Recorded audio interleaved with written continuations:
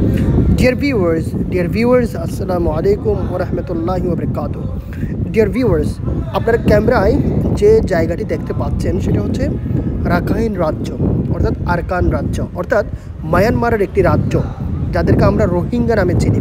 বাংলাদেশে 2017 সালে বৃহত্তর একটি রাখাইন গোষ্ঠী আরাকানের যে রোহিঙ্গা গোষ্ঠী তারা বাংলাদেশে চলে এসেছে। শুধু যে প্রথমবার 2017 সালে এসেছে সেটি নয়, এর আগেও কিন্তু এসেছিল 1991 সনে, 1978 সনে বাংলাদেশে কিন্তু রোহিঙ্গা জনগোষ্ঠী এসেছিল। কিন্তু 2017 সালে যেই সংখ্যক এসেছে সেটি হচ্ছে পূর্বে যেই সময়ে এসেছিল তার থেকে সবথেকে বেশি সংখ্যক রোহিঙ্গা এসেছে। কাজেই আমরা সেই বিষয়ে সবাই অবগত আছি। এখন আজকে আমরা আপনাদেরকে বলবো কিভাবে রোহিঙ্গারা বাংলাদেশে আসে, কোন পথ দিয়ে আসে। এই যে আপনারা একটি নদী দেখতে পাচ্ছেন, এই নদীকে আমরা নাফ নদী নামে চিনি। এই যে নদী, এই নদীকে নাফ নদী নামে আমরা চিনি।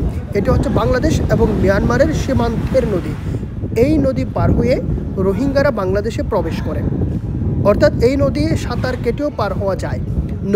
নদীতে আমরা নৌকা দেখতে পাচ্ছি, নৌকা দিয়েও কিন্তু এই নদী পার হওয়া যায়। ওকে, সো আমরা দেখতে পাচ্ছি, আমি আরেকটু জুম করছি, এখন দেখা যাচ্ছে যে জায়গাটি দেখা যাচ্ছে। এখন যে দ্বীপটি দেখবো সেটি কিন্তু বাংলাদেশের দ্বীপ। কারেক্ট। এখন যে দ্বীপটি, ইয়েস, এই যে দ্বীপটি হচ্ছে বাংলাদেশের দ্বীপ। এর আগে আপনারা যে দ্বীপটি দেখেছিলেন সেটি হচ্ছে মায়ানমারের দ্বীপ। রাইট, এই যে মাঝখানে যে নদীটি, এই যে ছোটো নদী, এই ছোটো যে নদীটি, এটি হচ্ছে নাফ নদী। এটি যদি কোনো মানুষ পার হতে পারে তাহলে সে বাংলাদেশ থেকে রোহিঙ্গা আরাকান রাজ্যতে যেতে পারে, আবার আরাকান রাজ্য থেকে সে চাইলে বাংলাদেশেও আসতে পারে। এখন যে রাস্তাটি